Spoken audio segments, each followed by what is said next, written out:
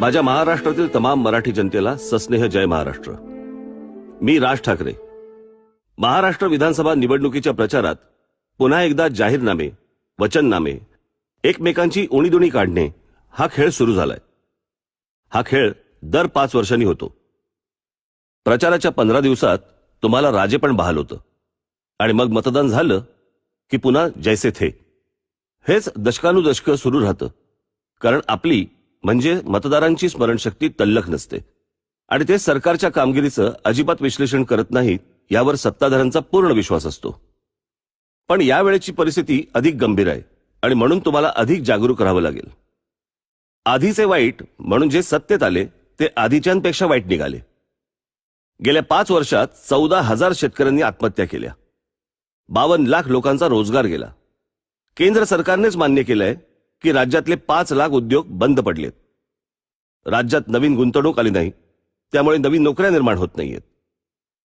रस्त्यांवरचे खड्डे इतके भीषण झालेत की खड्ड्यात पडून मृत्युमुखी पडलेल्यांची संख्या ही दहशतवादी हल्ल्यात जीव गेलेल्या नागरिकांपेक्षा अधिक आहे।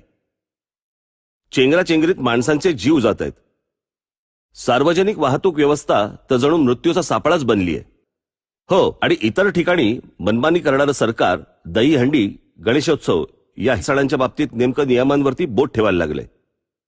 बरं, हे सगळं दुर्लक्ष करून आपण बरं, आपलं घर बरं असा वर्षानुवर्षाचा तुमचा दृष्टिकोन ठेवायचा म्हणालात तर उद्याची सकाळ बरी उगवेल याची काय खात्री?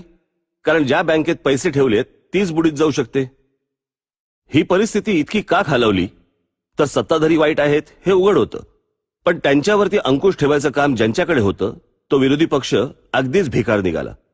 विरोधी पक्षातले नेतेच सत्ताधाऱ्यांच्या बरोबर जाऊन बसल्यावर पुढचा काळ अजून कठीण असणार, कारण इथले नाकर्ते आणि तिथले नाकर्ते एकत्र आले आहेत।